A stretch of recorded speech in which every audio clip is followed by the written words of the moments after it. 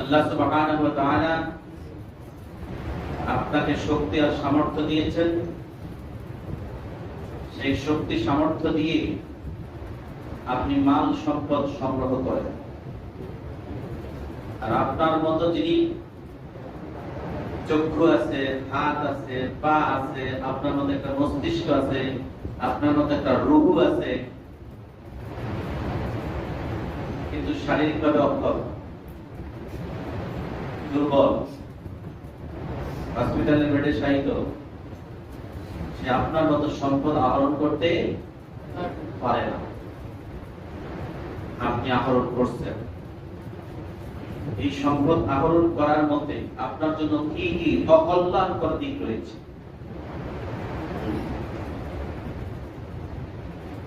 আমরা বলি সম্পদ দেওয়ার মালিককে, নেওয়ার মালিককে, কিন্তু সম্পদ আল্লাহ দিয়েছে এটার ক্ষতিকর দিকটাই বেশি। এটা ক্ষতিকর দিকটাই বেশি। এক নম্বরে হলো সম্পদ আছে তো আপনার মাথা ঠিক আছে,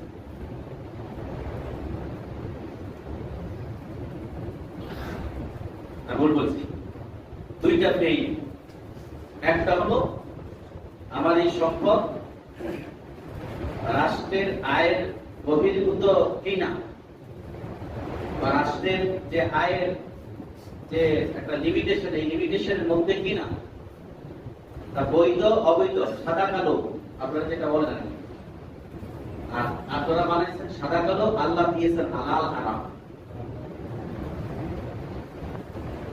আপনারা বানিয়েছেন আপনাদের ভাষায় সাদা কালো, মানুষের প্রচলিত আইনে, আর আল্লাহ দিয়েছেন সেটা হালাল আর হারাম। বুঝতে অসুবিধা হয়? আমি সূরাতুত তাওবা 34 নম্বর আয়াতের যে অংশটুকু তেলাওয়াত করেছি, আজকের খুতবার মধ্যে নেওয়া হয়েছে। তার শুরুর দিকে আল্লাহ সুবহানাহু ওয়া তাআলা বলেছেন, ইয়া আইয়ুহাল্লাযীনা আমানু, এখানে ঈমানদারদেরকে বলেছেন। আল্লাহ এই আয়াতের শুরুর দিকে বলছেন যে তোমাদের মধ্যে যারা শরীয়ত বহির্ভূত অর্থ সম্পদ উপার্জন করে, শরীয়ত বহির্ভূত, শরীয়ত বহির্ভূত আয়গুলো কি? জুয়া খেলার মাধ্যমে, কিসের মাধ্যমে? রাষ্ট্রীয় সরকারি লাইসেন্স করা জুয়ার মাধ্যমে। আছে না নাই? এটা আয় কি হালাল না হারাম? এই সেই সেখান থেকে আজকে আপনি কিছু ব্যাংক থেকে হারামের টাকা উঠাইলেন, ইফতার করলেন, রোজা হবে? ইফতার হবে? দান সদকা হবে? আল্লাহ সুবহানাহু ওয়া তাআলা এই জন্যই বলছেন শরীয়ত বহির্ভূত আয় যারা করে, ফাবাশশিরহুম বিআযাবিন আলীম, এদেরকে জানিয়ে দিন এদের জন্য মর্মন্তুদ শাস্তি রয়েছে। ফাবাশশিরহুম বিআযাবিন আলীম 36 নম্বর আয়াতের শেষ অংশে আল্লাহ সুসংবাদ দিতে বলেছেন। তো সুসংবাদ আমরা বুঝি, সুসংবাদ মানে হলো ভালো খবর। আপনার জন্য একটা সুসংবাদ আছে। আল্লাহ এখানে শরীয়ত বহির্ভূত আয় যারা করে তাদেরকে আল্লাহ তিরস্কার করলেন নাকি সুসংবাদ দিয়েছেন? তিরস্কার করলেন। আল্লাহ বলছেন ফাবাশশিরহুম, সংবাদ দাও, সুসংবাদ দাও, সুতরাং তাদেরকে সুসংবাদ দাও বিআযাব, আযাব ইজ ভেরি পানিশমেন্ট, আলিম ইজ ভেরি হার্ড, খুবই কঠিন শাস্তি। কে বলছেন? আল্লাহ সুবহানাহু ওয়া তাআলা বলছেন তাদেরকে গুড নিউজ দাও, তাদের জন্য কঠিন শাস্তি রয়েছে। শরীয়ত বহির্ভূত আয় যারা করে, টাকা দিয়ে সুদ গ্রহণ করা, এটা কি শরীয়ত বহির্ভূত না শরীয়ত রিসিভ করে? জুয়ার আয়, জুয়ার আয়, হ্যাঁ, ব্যবস্থাপনের জন্য বাড়ি ভাড়া দিয়ে সে বাড়ির আয়, টাকা সর আছে না নাই? টাকা সর আছে না নাই? আমার সামনেই র্যাব কয়েকবার এরকম অভিযান চালিয়ে ধরে নিয়ে গেছে।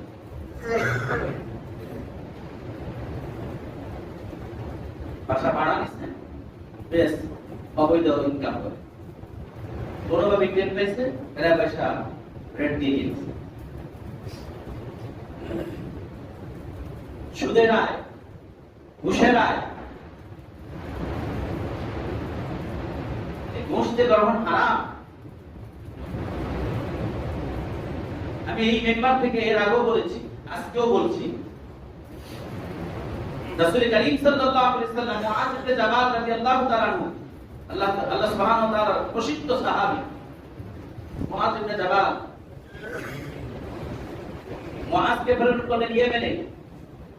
দায়িত্ব কি ছিল? যাকাত উত্তোলন করবে। এখন মুসলিম রাষ্ট্র ব্যবস্থা যারা আছেন তারা যাকাত উত্তোলন করার জন্য সরকার নিজে যায় নাকি রাষ্ট্রের নিয়োজিত যে সকল কর্মচারী বা এমপ্লয় আছে তাদেরকে পাঠান? কে যান? কর্মচারীকে পাঠান। মুআয ইবনে জাবাল রাদিয়াল্লাহু তাআলা কি ইয়েমেনে প্রেরণ করলেন। প্রেরণ করার পর আল্লাহ রাসূল সাল্লাল্লাহু আলাইহি ওয়াসাল্লাম নির্দেশ দিলেন, মুআয, সর্বপ্রথম তুমি সেখানে গিয়ে লোকদেরকে তাওহীদ, তাদের উপর যেটা ফরজ নির্ধারিত, তাদেরকে সেই নির্ধারিত ফরজের নির্দেশ প্রদান করবে। তারা যদি সেটা গ্রহণ করে তাহলে তাদেরকে দৈনিক 5 ওয়াক্ত সালাত, রাত এবং দিনে 5 ওয়াক্ত সালাতের নির্দেশ প্রদান করবে। তারা যদি সেটা গ্রহণ করে তাহলে তাদেরকে তাদের সম্পদের যাকাত প্রদান করার জন্য নির্দেশ প্রদান করবে। তারা যদি সেই ফরজটাও গ্রহণ করে তাহলে তাদের কাছ থেকে প্রত্যেক যাকাত দাতার কাছ থেকে তাদের কাছ থেকে যাকাত গ্রহণ করবে এবং সেখানকার দরিদ্রদের মাঝে বন্টন করে দিয়ে আসবে।